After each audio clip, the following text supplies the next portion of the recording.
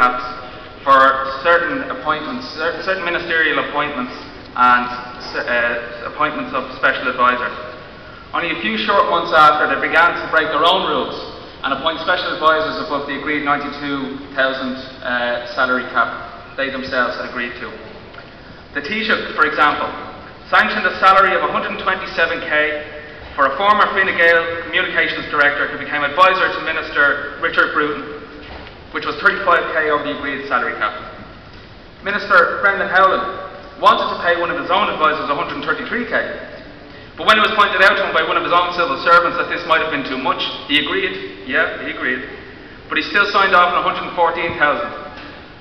which was some 22k over the agreed limit.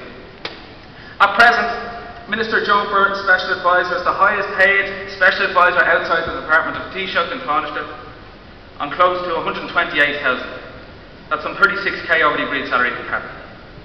Some ministers would have us believe that these advisors are the epiphany of patriotism and national service, with Minister Colby, for example, referencing one of his own advisors' patriotism when seeking a salary of 130k for his own appointment.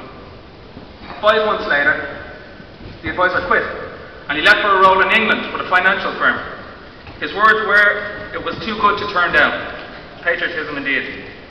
Let's be clear here. These pay cap breaches don't represent patriotism. They represent greed and excess, a value we can no longer afford in our own country, and in our own party it must be acknowledged also.